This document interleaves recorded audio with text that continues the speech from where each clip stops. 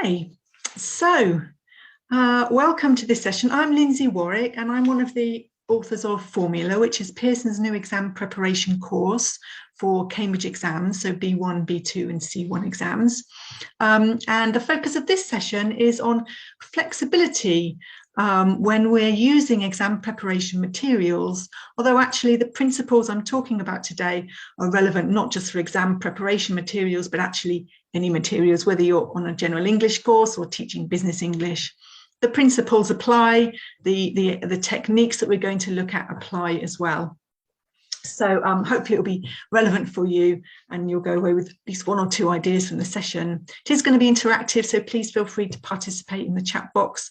I'll be asking you for your ideas, maybe challenge you a little bit to come up with some ideas, some of which you'll already do, some of which hopefully will be new. Just some housekeeping information to start. This session is being recorded and you will receive a link to the recording and your personalised certificate within 72 hours after this event.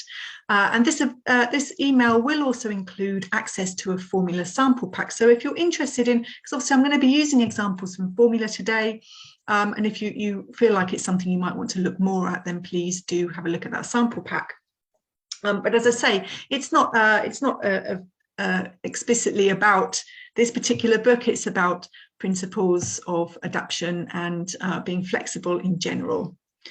So just to let you know, though, that this is the final part in a set of stages that we've called Learn, Experience, Create, and we've been sharing Formula with teachers and letting you know what it's all about. So the first session was about how Formula is very flexible and designed to be adaptable for different types of classes, so particularly lengths of courses. So you can build blocks for short courses or very longer courses, extensive courses.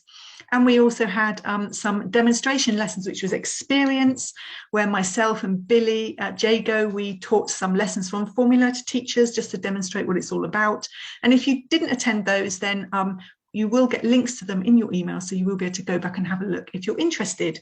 Sometimes it's quite nice to see some lessons being demonstrated just for not just the material, but also to see how we did things and how it worked. So as I say, this session is about the methodology behind being flexible when we use materials. So can you let me know in the chat, please, what do we mean by flexible course materials? When you hear that expression, flexible course materials, what comes to mind? In the chat box, please. So Flavia says materials we can adapt and change. Okay, any other ideas, or do we agree? Okay, so we've got mention of different levels there from Alison. Yep, and again, so with different groups. Okay, thank you, Isabella. Any other ideas there? Okay, so different numbers of lessons, so the length of your course. Okay, so no specific order in terms of content. Interesting. Multidisciplinary. Okay, online and offline. Aha, yes, of course, that's really important these days. Maybe we wouldn't have even considered that 2 years ago, or even what, 17 months 16, 17 months ago, but now that's really important. Yeah, absolutely. Okay, thank you very much for that. Yeah, so you've mentioned some of those things. Thank you. I just saw level pop up there as I switch my chat box off. If you look at, of course, books on materials development, then you get a variety of definitions of flexibility, as with all of these things. Nobody can agree on one definition. So Dat Bao very kindly, in his paper of 2015, if you search for him online, you'll find it. He did actually summarize the key things that are talked about in terms of flexibility. So some authors talk about being able to adapt, as you've mentioned, and I think adapt can mean different things. And I think some of the things that come after this, the other bullet points, kind of explain what adapt means. So rearrange, for example, rearrange the order of maybe the units or the lessons, or maybe material within the lesson. You can lengthen or shorten time of tasks and lessons. So in terms of lessons, you can take material out, and if you need to extend the material, or you can shorten the time of tasks by maybe reducing the number of questions, for example, or you can lengthen them by adding questions, or you can lengthen them by adding different aspects of the task. We'll look at more about those things later. We can also select, so when something is flexible, teachers and students can select what to learn and how to learn it. So they get to choose the material in their course material, and they choose how they learn with it. So that's obviously not just the teacher, but the students.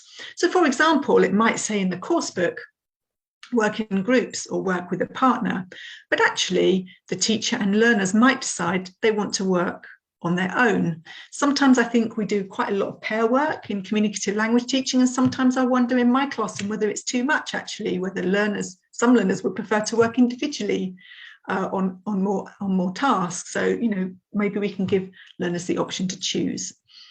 We can vary, so another definition is to vary materials, particularly in terms of creativity, to make them so they're not always the same sort of types of tasks, but different and more creative. We can expand them, as already been mentioned. We can provide learner support. So learner support can be added in, it can also be taken away, I guess. That material can be contextualized for the learners at hand, maybe localized to the local area, or materials can be individualized. So that could be in terms of learning needs, but also perhaps in terms of interests as well. So those are things, there's some definitions of flexibility. So I think for me, flexibility is removing material, adding material in, changing material so that it's used in a different way, and that could be shortening, lengthening, it could be changing the way that it's put into practice, for example. Why are flexible course materials desirable? Can you let me know in the chat box, please? Why do we need them to be flexible? Hello, Mustafa from Casablanca. Welcome to the session. Thanks, Ian, to make it more interesting for students. Yes, because all students are different. Different contexts, to make it more learner-friendly, to suit all learners. Okay. So learners are different, aren't they? And they're different, I think, in lots of different ways to make teachers' life easier. That's interesting. Okay, so that you don't have to do it. Is that what you mean? So that if materials are flexible, you can easily adapt them rather than having to go and find lots of things from elsewhere or create your own materials. I think that's what you mean. That's my understanding there. Yeah. Fatima says no two students are the same. I would go further than that and say that not two classes are the same, but I would say that not two learners are the same. So if you have a class of two, you have the need to be flexible with course materials because you might have some differences there. So we've got promoting learner autonomy. Yeah, absolutely. That might be one example. Yeah, so lots of different reasons there. Thank you very much. I should share mine. I haven't got learner autonomy on mine, I don't think. Yeah, we'll have to see. So hello, Chris. Thank you.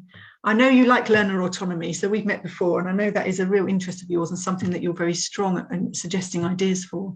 So yes, so that definitely comes into our needs here. So meet learner needs. Yes, needs in terms of their language level, but also their language needs. So are they strong in speaking but need writing? Are they strong at listening but need reading support, and so on? Also the learner's level, of course. We often have mixed ability. We've got learners in the class, if we're talking about a B2 exam preparation class, we've got learners who are perhaps taking the B2 and the C1 exam at the same time. I've certainly had that in my classes. And then I've had learners that are all really still B1 plus. But they want to go for the exam, so we need to account for that. So we've got mixed ability classes. We need to motivate learners and interest them. But if we look at the bottom of my diagram here, also beliefs about teaching and learning. It could be that you open a course book and there are certain beliefs about teaching and learning and you feel that the book doesn't quite meet those needs, so you need to adapt it. For example, learner autonomy. But also we need to match our learners' beliefs about teaching and learning. So they might come to class with very clear a clear idea of what language learning is based on previous experiences, and that might be very different to what is actually being offered. So sometimes we need to meet them halfway and kind of adapt our materials to help them to, you know, to work with the material. If it's too extreme for them, too communicative, for example, then we might need to reduce the communication in there, maybe reduce the amount of pair work to sort of suit their needs so that they feel that they're learning in the way they want to learn. We need to make sure that it's appropriate for learners' context, it suits the length of the course, and if we do all of those things, hopefully we can help learners to achieve their learning objective. So I think that those are some of the reasons why we need to be flexible when it comes to course materials. Okay, who is responsible for the adaptation of course materials? Is it the course creators? Is it the teacher or the learners? What do you think? In the chat box, please.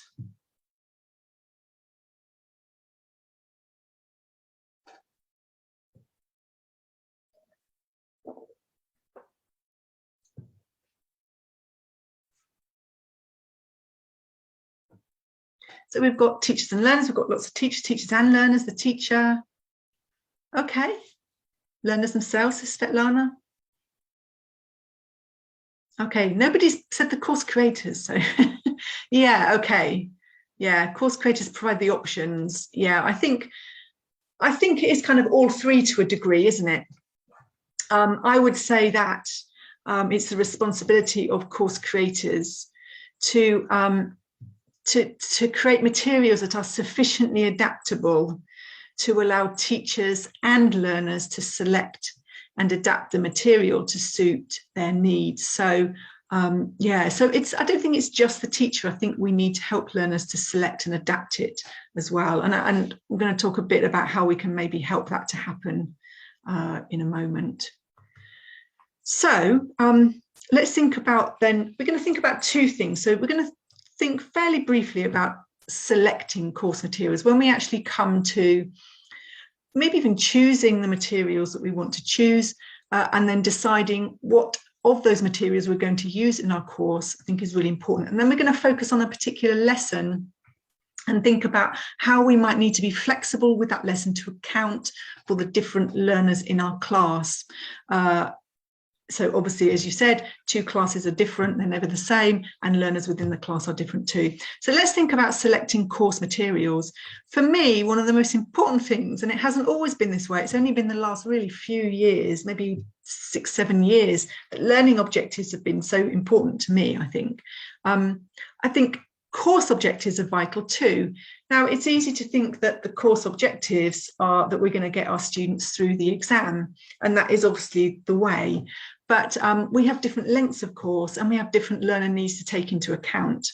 So I think we do need to sit down at the beginning of a course and think about, okay, what are my objectives on this course? We probably have them in our minds, but sometimes I think it's nice to actually explicitly note them down to really carefully think about them. So by the end of the course, it could be that students will have developed the sufficient use of exam strategies and exam skills to complete B2 first tasks sufficiently. So we want them to pass the test. So we want them to be able to complete the tasks sufficiently to pass the exam. Now, this would, for me, would be on a very short course where you only focus on, here are the exam tasks. This is how you do them. These are the exam skills and strategies that you put into practice. So that might be a 30-hour course, or you've got a one-to-one where you've got to get them prepped in a month's time for the exam, so you don't have very long at all. But then, of course, you might have a longer exam where, of course, a longer course where, of course, you're going to prepare them with the exam strategies and skills to be able to pass the test. But maybe you're also bringing up their level of language too. And it might be that in this particular class, maybe you've tested the students beforehand and you've identified that they're quite good on paper in terms of receptive skills, but actually communicating their ideas in speaking and writing are more difficult. So you might you might recognize that they're not quite B2 in that level and you need to push them up. Or you might find that learners' language level is lower than B2. And so you want to help them to gain a level of language use that is appropriate. And of course, that will then help them with all their skills as well. But you might focus on vocabulary and grammar. I mean, you might focus on all of it. So exam skills, exam strategies, developing the 4 skills and developing their language use as well, if you have an extensive course, of course. So thinking about course objectives is important even on an exam preparation course, because not all classes are going to be the same. And we need to be flexible with those objectives, of course. These are what we're intending, but of course, as the course progresses, they might change. We might realise that actually students are getting quite good at speaking now, so we can reduce the time we spend perhaps on that. But I've noticed that their vocabulary is a bit weak. They need more collocations, they need more phrasal verbs, so we can maybe add that to our course objectives. So now we know what our course objectives are, we can choose our material that we're going to use on our course in the right way. So, and I say, obviously, you know, I'm using formula as an example here, depends on the materials that you're using, but we need to sit down and think about which of those are we going to use. Now, on a short course, what would you use if you had a 30-hour course? Which of these materials would you be likely to use, do you think? In the chat box, let me know, which of these would you choose for a short course, 30 hours? Okay, so Svilana would use, so illustrated books, do you mean sort of exam books where you'd show them the exams and then a grammar guide? Okay. What else would you use? Okay, thank you. Yeah, so one's to pass a test, a practice test. So it would be looking at tests, wouldn't it? I think so, yeah. So I think on that particular course, and again, it comes down to what material you're using, but here I would use this particular course, the exam trainer. So the exam trainer is designed to be both a course book used by the teacher and also a standalone study skills book. So it can be used on a very intensive course, 30 hours with the students. It's in colour, there are teacher's notes, so I would choose to use that. It focuses it does have language development in there as well, and it does have some skills development, but it focuses in a test approach, focusing very much on exam, getting ready for the exam. So that's what I would use. And of course, then there are other things you might choose to use as well, the about exam videos, the speaking skills videos, so students can see candidates actually having an exam. And you might use the progress and practice tests as well.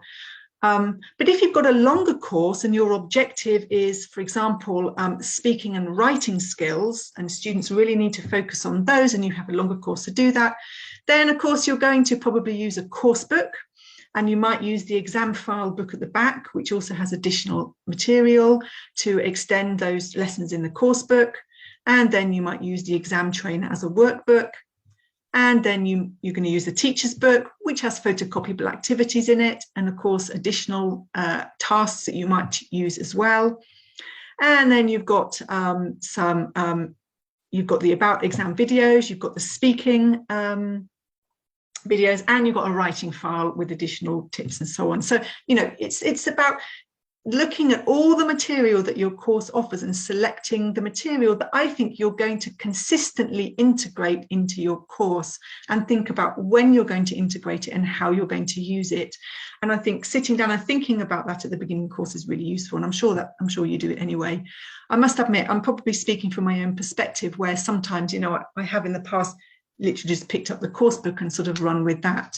And I think, you know, I should have taken more time to really think about the material. So I think taking time for the teacher to explore the material is really important. We can use the teacher's book, obviously, introduction, because they tend to have, at the beginning, they have very clear information about the course, what the course is about, the approach taken, and also what materials are accessible and how. Are they online? Are they in the presentation tool? In the Pearson English portal, for example, or are they in paper form, and so on. So where can you find them? And then we can think about when and how are we going to use this material, and what are we going to use in class, and what are we going to use out of class as well.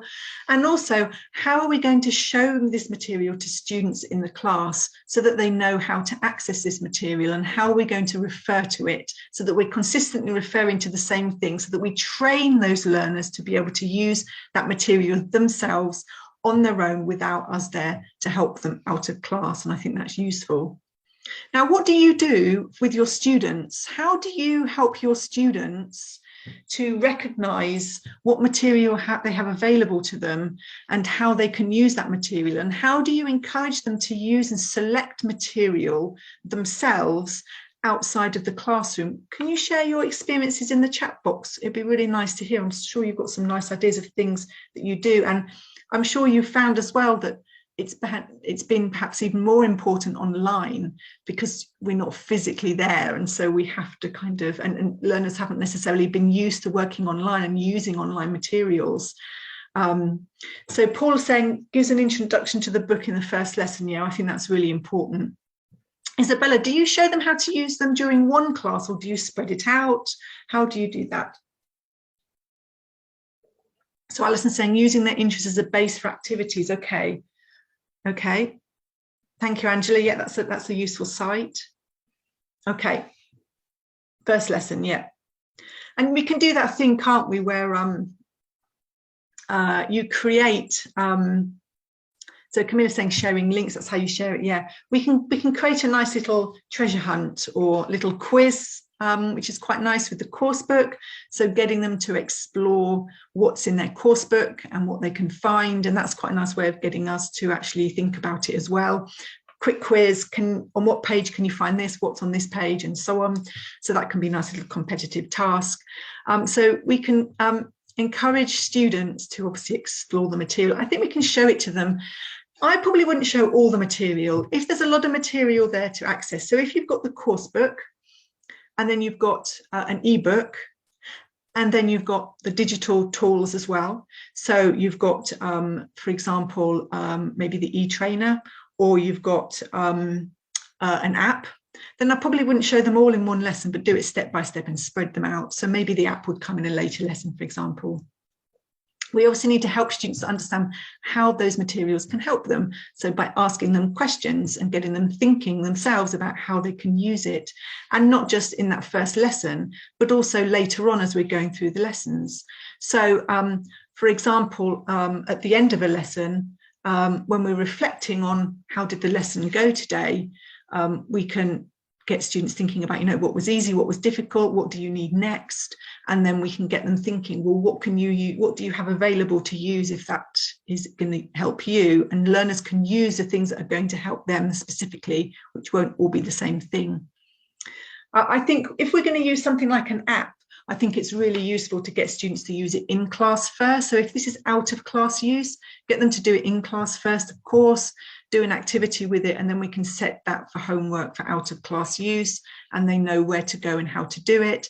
And then, as I say, when we're reflecting, we can say, is there anything on their app that might help you? Okay, so if you think it would be useful, then you can do that.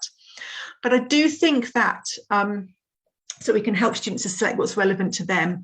I do think we do need to link out of class material use with what happens in class, don't we? So just a very short activity at the beginning of a lesson can be, so what did you do between lessons? What did you look at, and how did it help you? So for example, if a student has decided that they want to listen to the audio again in the app, and mine it for vocabulary and choose useful phrases and language that they'd like to use in their own speaking, or maybe even their own writing, informal writing, for example, then we can get them sharing that with their partners. Or perhaps the other student in the pair did something different. Maybe they looked at the vocabulary file at the back of the book and they did some vocabulary exercise, and they can share what they learned with their partner, their 1 or 2 words, for example. So I think it's important to really plan how we're going to help learners to use that material. Yeah, because then we could flip learning for short courses. Absolutely, yeah. So we could decide to use, so for example, grammar presentations was something that was on that page where I showed all the different material. You could use those grammar presentations for flipping the classroom, so students actually use those at home. And in my experience of doing flipped classroom learning, learners don't always understand what to do with those videos or the presentation, or if you create a video using the presentation with your voice over the top, they don't necessarily know how to work with that. So actually doing that in class, first of all, getting them to watch it, getting them to take notes, getting them to do a quiz, and then now you do the same thing at home can be really useful. Okay, so some ideas there, just thinking about how we can help students to be flexible with materials and how we can make sure that we're flexible with materials so that we decide what we're going to use and how we're going to use it, but that we know what's there so that when things change in our class, we can immediately suggest things and use things and bring those things into the lesson to meet the needs of our learners. So let's now turn our attention to teaching a lesson flexibly. So now we're taking a lesson from, this is a B2 book. So it's B2 formula, preparing students for obviously first exam, and the learning objective. So again, for me, when you're being flexible in a lesson, the first thing you need to think about is what is the actual learning objective of this lesson. Because once you know the learning objective, then you can look at it and think, well, actually, are they going to get there? And if not, why not? And how do I need to change the lesson to make sure that they do achieve that learning objective? And that might be differentiation. That might, in terms of level, it could be they're not all going to get there because they don't all have the skills. Some are going to need more support. It could be, I'm not sure the material is going to engage learners as much. But also when we're using a course book, we have to lift off the page, don't we, anyway? We have to bring it to life in lots of different ways. So by the end of the lesson, students will be better able to use a set of phrasal verbs and complete a part 1 reading task. That is the learning objective for this particular B2 lesson. Phrasal verbs followed by an exam task where they put their knowledge of phrasal verbs into practice. The topic of the lesson is photography. So they start off by thinking about black and white photography and then move into thinking about colour photography, or adding colour to photography. So with that in mind, we're going to look at each part of the lesson and think about how we might need to adapt it for different scenarios. And of course, we wouldn't necessarily do this. We wouldn't do all of these things. We might only adapt 1 or 2 activities in the lesson, depending on the learners at hand. But obviously, we're just brainstorming lots of ideas and sharing them, hopefully to provide us with more ideas. So engagement. Obviously, at the beginning of the lesson, we've got a photograph and we've got this speaking task, work in pairs and look at the photo above. Why do you think people take photographs in black and white? So the idea of that is to activate learners' schemata, activate their knowledge or thinking about photography before they listen, before they do some listening. But how can we bring that to life? How can we engage learners more with that particular activity? What would you do with your students? Ideas in the chat box, please.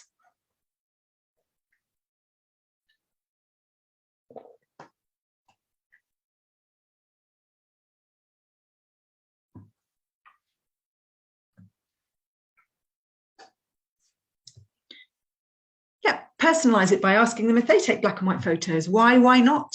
Yeah. Yep, discuss favourite photos, their own photos. Yeah, how many photos do you take a day? What do you take photos of? Do you take them quickly? How many do you delete? Do you keep them all? Do you ever look at them again? Yeah, have you taken black and white photographs? Why would you take, why? And then you can move into that. Well, why do people take photographs? Absolutely. What's the wallpaper on your phone? Very nice. Yeah. Okay. Isabella will come back to yours in a moment. Okay. So ask them to take a selfie and then add a black and white photo and decide if they like it better or not. Yeah, absolutely. Yeah. And you could maybe put students in groups for that and ask if one of them will do it, because maybe not all learners feel comfortable with that, but I think that would really work, wouldn't it? And you might have a class of students that are all really happy to do it.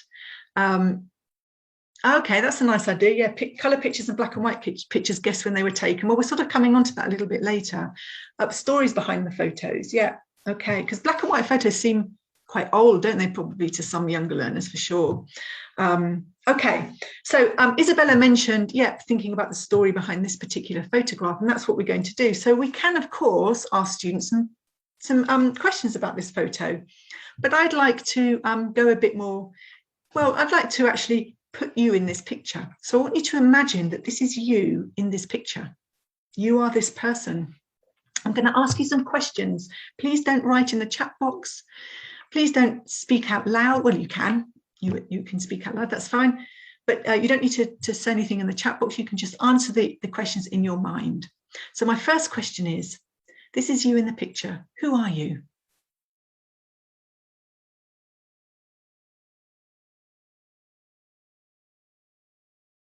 Where are you?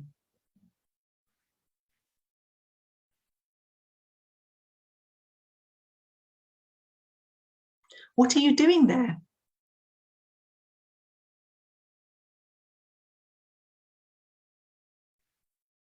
Who are you with?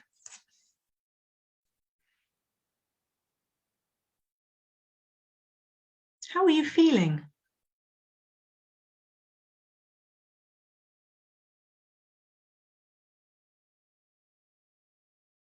Okay.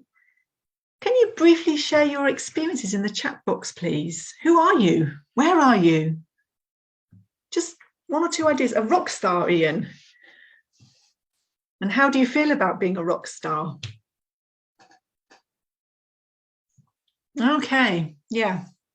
It does look like an album cover, doesn't it? Designer, interesting. You feel cool.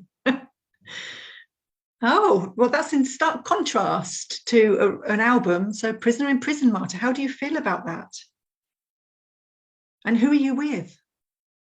Oh, interesting. Okay, footballer. You see, isn't it fascinating how we have such different ideas? Oh, you feel alone. Okay. Okay. So we've really got a variety of a survivor in a post-apocalyptic shelter. Can't believe that's where my imagination went. Well, you know, I mean, it's quite interesting, isn't it, that our minds go in different places, and we have, you know, lots of different ideas there. With some people feeling proud, feeling alone. For me, it makes me think of Carcassonne in France. I've been there a couple of times, and it makes me think about walking in a historical building. So I feel like it's a tourist on holiday, but, you know, very different. Okay. So I like that activity. I think it's quite nice. It brings the picture to life.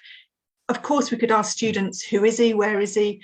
But I think that when you ask, where are you? And you imagine you're in that picture, I just think it changes it. It just makes it different somehow. I don't know if you agree with me, let me know in the chat box, but there's just something about it that, and it probably doesn't work for everyone, but I just feel it makes a difference.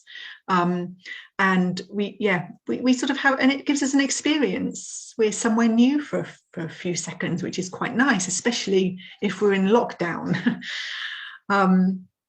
Okay, so that's one thing that we can do with images. And of course, there are other things as well, which I'm sure you do. So that's an example of a visualization, just simply asking questions, asking learners to answer in their minds. They can take notes if they want, and then sharing with a partner. We can obviously ask personal discussion questions, and I'm pretty sure when I wrote this lesson that I did actually have some personalized discussion questions at the beginning, but there's never enough space, so these things come out sometimes and become, you know, suggestions in teachers' notes. But yes, I think that's a really good idea, engaging students. We like to talk about ourselves and you know, associate the topic with ourselves. Students could share a recent photograph or a favourite photograph if they've got their phones. Take it out, find a photo that you've taken recently that you like, show it to your partner. Why do you like it? Especially for B2 First, it's really good as well for speaking. We can get students bringing out 2 different pictures, and then they can do a speaking task, can't they? They have to actually then compare and contrast those photos. We can get students to imagine a conversation if it's a picture of 2 people. We can get them to come up with a speech or the thought bubbles. That would be a good one here. The thought bubbles would be quite nice here, I think. And that would be very simple on something like Jamboard. And I think we don't use I wonder enough, getting students to wonder. So they can, you know, I wonder where he is, I wonder who he is, I wonder if he's in prison, I wonder if he's a rock star, you know, and all these things, and then they can speculate and answer their own questions. So just a few ideas of ways that we can exploit images in our book. And if we can't exploit the image, maybe the theme, exploit the theme of the image. Yeah, we talk generally about black and white photos here, but there might be some images that are quite attractive very nice, and we can't really think of anything that we would wonder about it, but we could wonder about the theme. It could be music, or it could be film, or entertainment, or joy, or something like that. Okay, so after students, we bring the picture to life, we do that task, we get them predicting why people take black and white photographs. So we have some ideas for the first question in the listening task. So students listen to a photographer talking about his work. He takes black and white photos, and they have to say why he takes black and white photos and what he thinks are the key benefits and the key challenges. Okay, so students have some ideas for the first question, but maybe not for the second. Then in the third activity, they don't listen first. They read those sentences which come from the interview, and they have to choose the correct particle in the phrasal verb. So everything in white really stands in or out. So they choose those, and then they listen again and they check their answers. So it's presenting some phrasal verbs in context. Now, let's think about the level of challenge. How can we reduce the level of challenge for weaker learners, and how can we increase the level of challenge for learners who might find it quite easy or not too challenging? What could you do? Ideas in the chat box, please.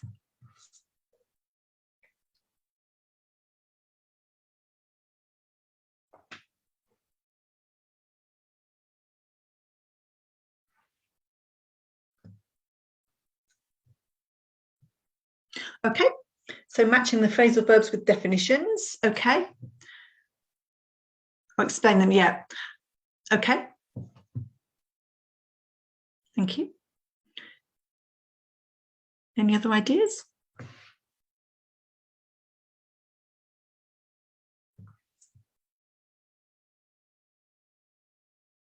Okay, so Fatima suggests that we take out the particles for stronger learners, and we just leave a gap, but the weaker learners have the choices.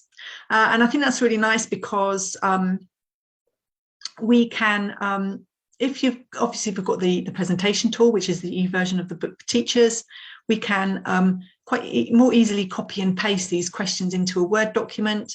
Of course, we have bought the book, so I'm thinking of copyright. We bought the book, our students have the book, and we're just creating that document for students in the classroom. I think that's okay copyright-wise. We're not sharing it on the internet for everyone to use, but it makes it easy because you can copy and paste it nicely, and then easily delete those particular options. Okay, lovely. Thank you very much. So lots of ideas there, some of them dealing with meaning. So that kind of comes on to the next part. So you're absolutely right. We can modify this exercise and the subsequent exercises to suit our particular learners. So let's go with increasing the level of challenge first. We can obviously add more questions to the first, to exercise 2 for stronger listeners. We can maybe add another extra one that comes up in the recording, or we could ask students to take notes and as much information as they can, because they're obviously listening and writing, so that's more challenging, and they write down more detail. Or we could get students to maybe note down some useful expressions that they hear when they're listening to the answers.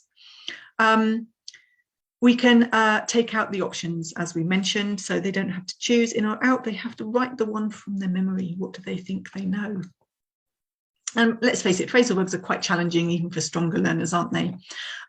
We can reduce the level of challenge in exercise 2. Perhaps we've already predicted why people take black and white photos, but we haven't predicted about the benefits and challenges. So maybe we can predict some ideas and get them thinking about that, so that when they hear them in the recording, they can identify them from the list that we've created.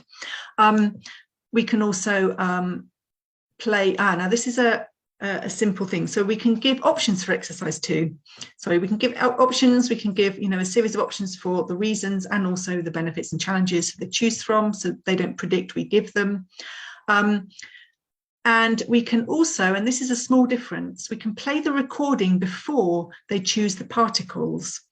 Now, it's a small difference, but I think it is quite important, because at the moment, when students are choosing the particles and then listen and check, we're actually testing their vocabulary knowledge.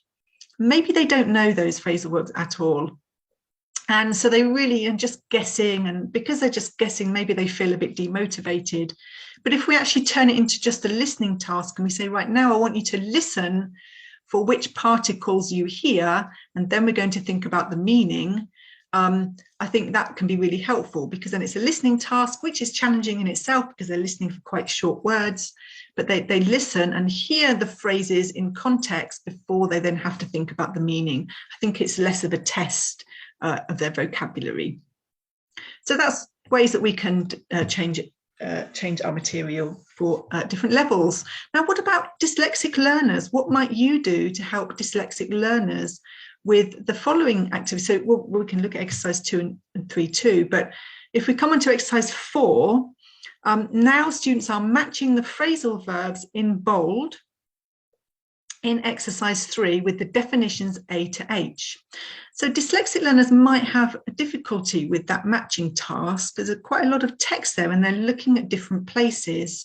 And obviously, you know, they might find that some of the words start to become distorted or distract. Any ideas though on how you might adapt that material for dyslexic learners?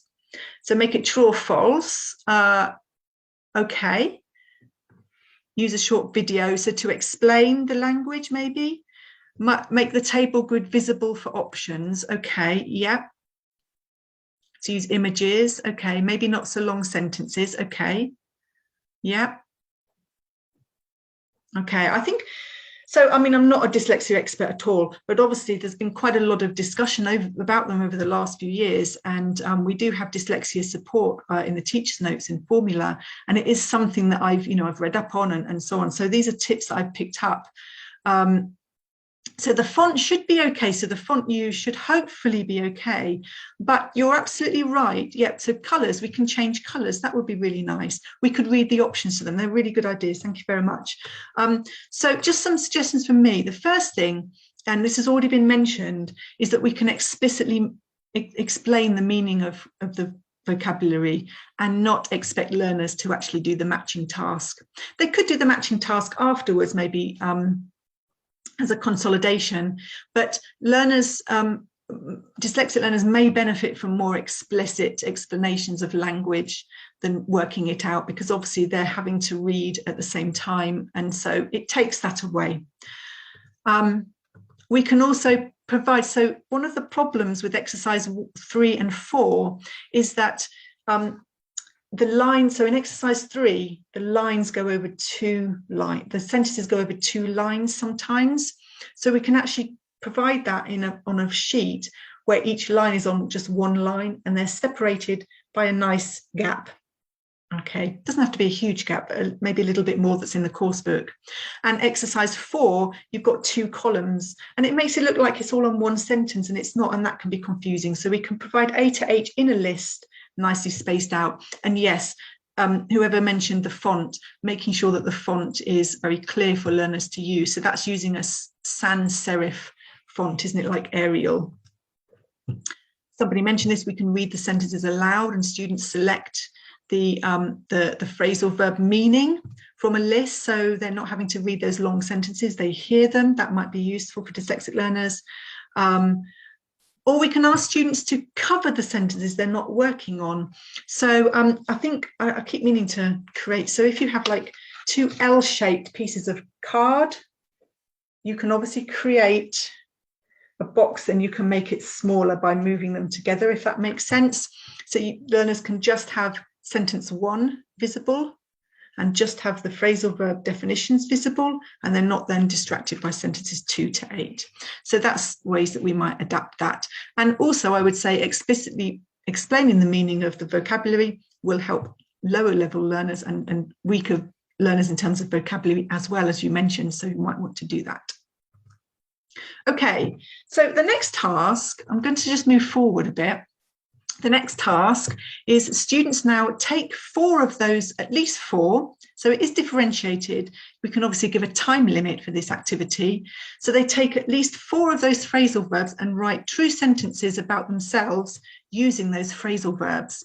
But perhaps we feel that that's a bit too much, that it's too free at this stage. Maybe we feel they need some controlled practice. So those are the phrasal verbs on the left.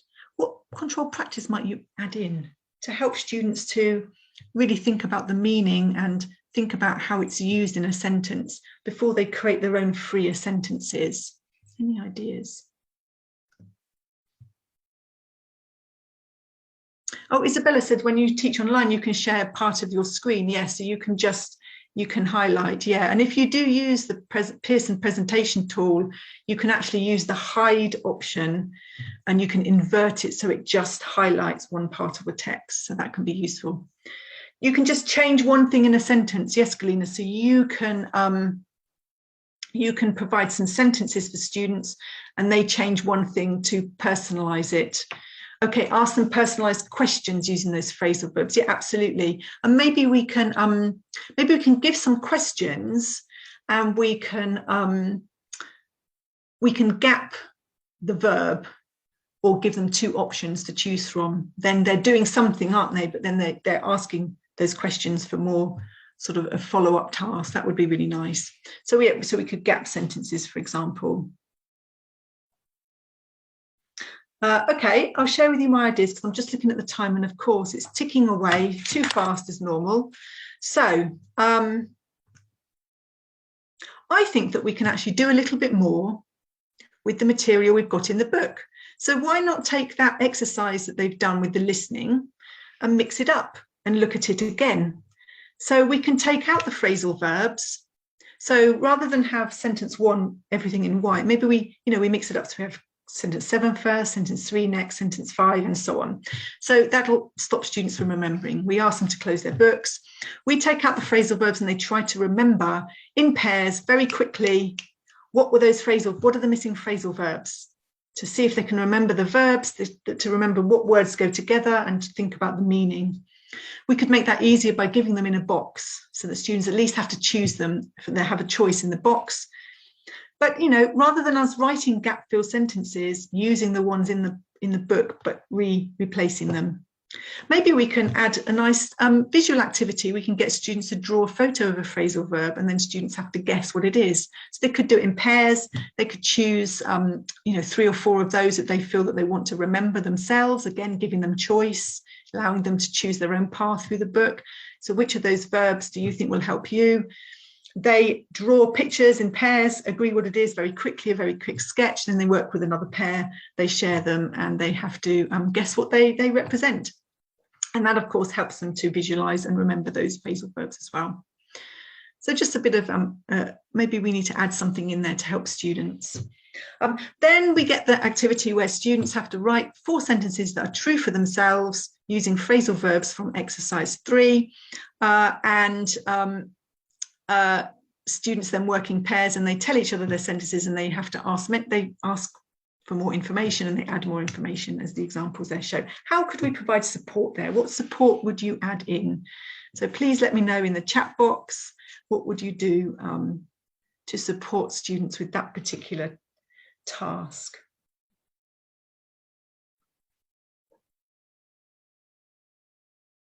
Oh, Galina had a nice idea for the last year, hide part of the sentence so they try to remember it. Yeah, we could do that. Maybe if we give them up to the phrasal, the verb, and then they have to remember the particle and what comes next. That's a really nice idea. Thank you. Okay, so share your ideas in the chat box. Give examples, I think, absolutely. Demonstration goes a long way, doesn't it? And that you've got the examples here that we can give students as well.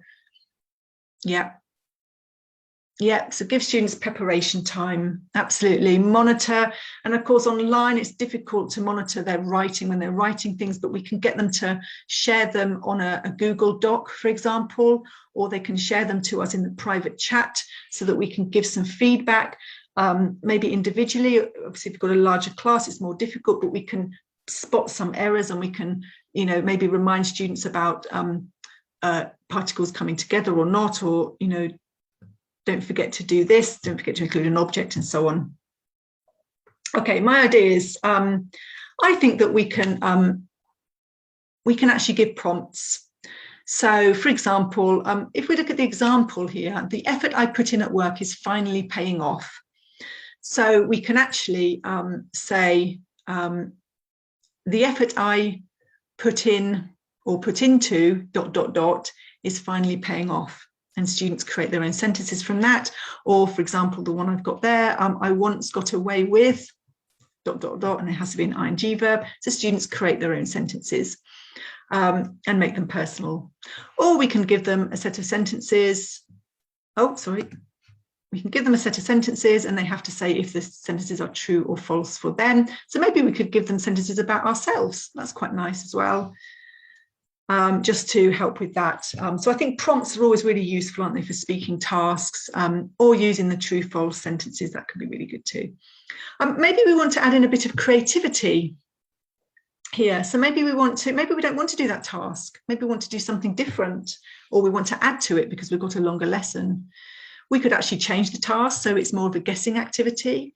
So rather than just a general conversation, there are 2 true and 2 false statements, and students have to guess which are true and which are false that their partner makes.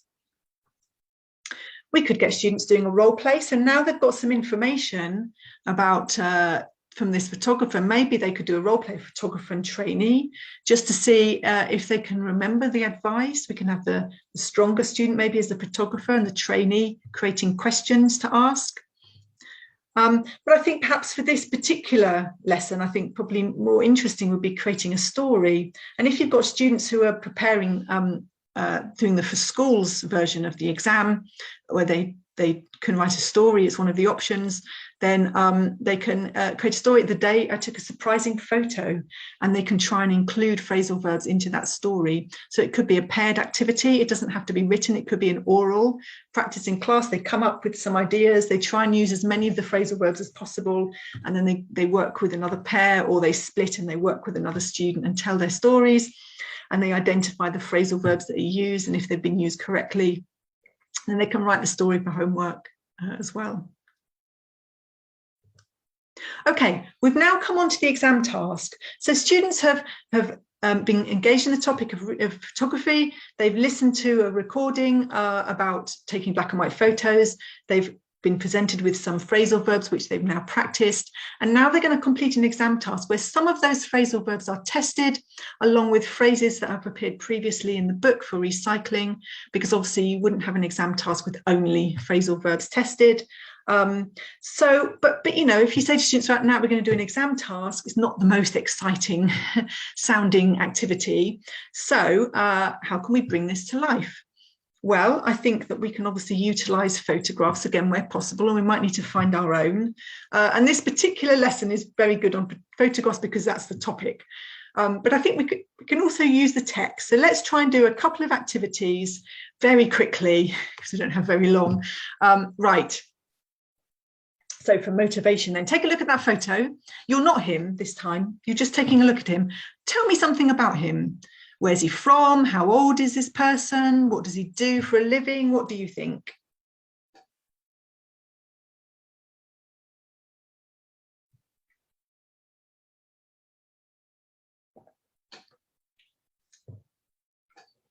Oh, he's a writer. Okay. What makes you think that, Isabella?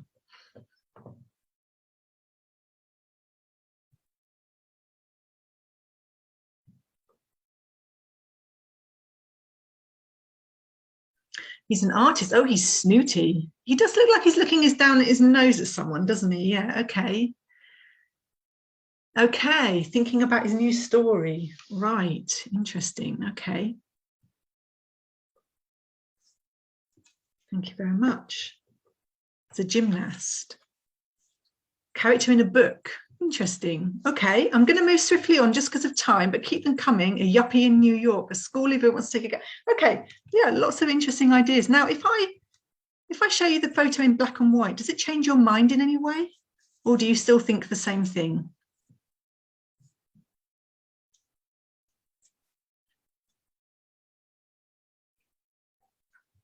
So we think he's a thinker now. Does the photo in black and white make a difference, do you think? I've taken, so it looks like he's in the 60s, yeah. Certainly makes you think that he's not of now time, doesn't it? Not of now time, that's not very good English, is it? But you know what I mean. Okay, interesting, right. So I've taken a couple of sentences from the text. So I wouldn't necessarily do this at the same time as this activity. There can be 2 separate activities, but I've taken a couple of prompts. We're just going to do one of them. Adding colour to a black and white photo can... How do you think the article will finish that sentence?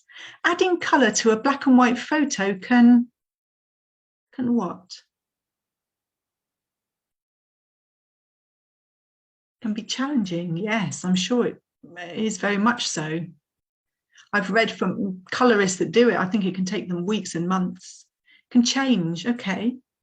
In what way? Adding colour to a black and white photo can... Okay, interesting ideas. Okay. Okay, thank you very much. Yeah, change your view of the world. Yeah, I think it does, Joanna, because for me, when you look at a black and white photograph, oh, ruin it, says Ian. Okay, interesting. Yeah, really good ideas. For me, I think it brings it to life and makes you think of that person as more current and therefore more like you. I know it's very easy to look at old black and white photos and to think people from the past were very different, but actually, I don't think they really were that much. Okay, I'm going to tell you who this person is. Somebody asked an interesting question. You don't need to read all of the exam tasks. So learners only need to read the first paragraph just to see if their ideas were correct and if their ideas about photography were the same as the writers. So there you go.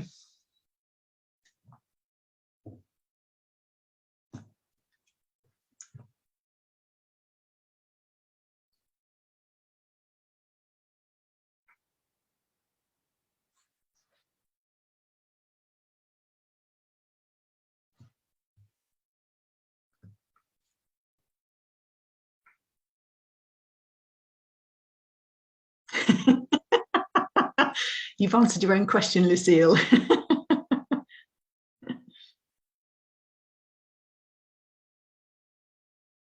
Yeah, so this text is about colorists who bring color to black and white photos, and there are a lot of examples online, and they can have a really, I think they do have quite a big impact when you see people in quite, you know, in yeah, it does. It makes you feel like they were more like you, and you could have easily been those people in those situations in the past. So yes, the person who asked if he was in handcuffs, yes, he was in handcuffs. You can just see them at the bottom there. So anyway, using a picture, maybe trying to choose a picture that will engage learners in the text if there's not one available, but also maybe taking some information. Let me go to my next page with my ideas on. So we can obviously use predictions based on the image, but we can take a prompt from the text and actually get students to finish it.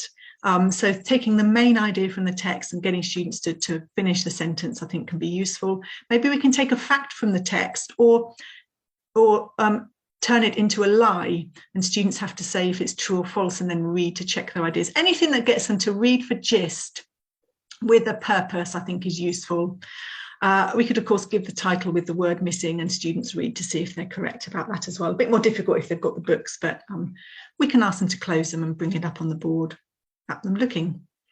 Okay, so, and just very briefly, because we're running out of time, level of challenge, of course, we've got the exam task. So I think there are a couple of things we can do here for level of challenge. For me, when you've got fast finishers, you can get them to think about to increase the level of challenge, get them to think about why the incorrect answers are incorrect and get them to explain some of those in feedback to just get them thinking more deeply about those phrases. So do they fit, do they not fit in meaning, the other options, or maybe they don't fit because of a collocation? That's quite often the case as well. So getting them to think about that. And for the weaker learners, we can actually, certainly at the beginning of the course, we can take away one option so they've only got 3, and we can build up, so we can build their vocabulary, and then we can have the 4th in as they work towards the exam. This particular lesson is Unit 3. So it's quite early on in the book. The final thing, very briefly, is that if your beliefs about teaching is that you want to follow a test, teach, test approach, then you might actually change the order of material, and you might start with the exam task and then move on to the other material afterwards. You might not even check answers to the exam task. You might gather answers via a survey tool, see how they did, and then say, right, actually, we're going to help you with some of these things, and then get them to do it again and change their answers at the end and see if they do any better. So those are materials. The materials I've used today, as I've said before, is Formula. It's Pearson's new exam preparation course. It's designed to be very, very flexible. So you saw all the materials available. There is the course book. There is an additional little book at the back, the exam file, which is designed to provide more information about the exam, but also to boost with extra exercises to help them with language for the different sections. More than, it's not exam practice, it's pushing up their knowledge of functional phrases and so on. So you can use that alongside the exam trainer as a workbook. If you have a very long, extensive course, if you have a very short course, you can just use the exam trainer. And the teacher's book provides lots of information for flexibility. So tips on dyslexia, tips on dealing with weaker and stronger classes, as well as extra ideas. And then, of course, you've got all those additional digital copy materials, exam materials, and so on. So it's designed to be incredibly flexible. And just so you know, just because it is quite interesting, I think, you can see all the lessons, the opener lessons for every unit in the middle there for B2. Every lesson is based on a colour. So the one you looked at today is based on the colour white. Maybe it's not a colour, absence of colour, but anyway, we think it's a colour for this. For all the B1 lessons, all the units are based on senses or things similar to senses. And in C1, all the lessons are based on numbers or ordinals. So for example, unit 1 is all about the number 1 or firsts, for example. Unit 2 is all about the number 2 or things related to 2 or second. So it's very interesting topics. We feel every unit has lots of different things in it. It's not sort of, you know, it's not as usual kinds of topics. So if you are interested in the materials, the link is at the top there. If you have any questions, now is the time to ask them. I'm not sure we've got any time. We are over time, so apologies. So please feel free to go. But if you want to stay and ask questions, then please do. You will get your certificate within 72 hours and you'll have links to some of this material, some of the previous sessions, and so on. So thank you very much, everybody. As I say, I'll be here if you have any questions to ask. Hopefully it gave you 1 or 2 ideas just to go away with. Thank you. Thanks, everybody. So wherever you are in the world, hope you have a good rest of the day, whether it's nighttime and you're about to go to bed or whether it's you're just starting your day. I hope you have a good one. So thank you for the thanks. It's very kind of you. Thank you very much. So there don't seem to be any questions, so I think I'm just going to end the webinar there. And thank you all very much.